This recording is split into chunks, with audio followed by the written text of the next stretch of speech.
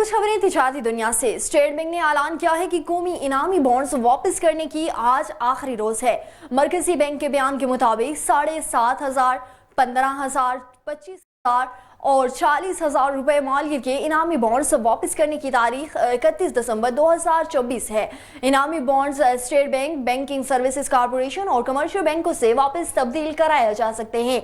31 दिसंबर 2024 को इनामी बॉन्ड्स वापस करने की दरख्वास्त काबिल कबूल नहीं की जाएगी।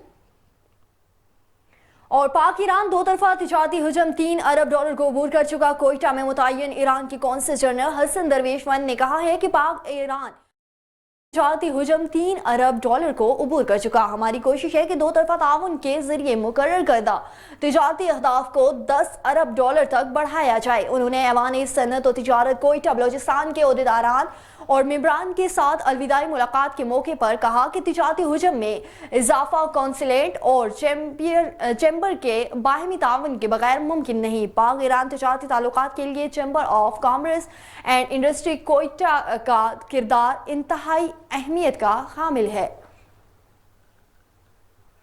और वफाकी अदारा शुमारियात ने रवां माली साल की पहली तिमाही में मौशी कारकर्दगी से मुतल्लिक रिपोर्ट जारी कर दी। नेशनल अकाउंट कमेटी का 111वां इजलास वफाकी अदारा शुमारियात इस्लामाबाद में हुआ। इजलास में रवां माल की पहली तिमाही में जुलाई से सितंबर 2024 के दौरान माशी तरक्की की शरह 2.2% रहने की मंजूरी दी गई। माली साल जुलाई से सितंबर 2024 के दौरान माशी तरक्की 0.92% पर रही। सनती शोबे ने 1.3% तरक्की की, ज़रई शोबे ने 1.15% तरक्की की, जबकि खिदमात की शोबे की तरक्की में 1.43% रही। अदाकारा शुमारिया पाकिस्तान के मुताबिक पहली तिमाही तक मौशियत का हिजम $353.3 अरब हो गया, जबकि फीकस आमदनी $1,659 हो गई है। तिजारती दुनिया से फिलवक्त के लिए इतना ही।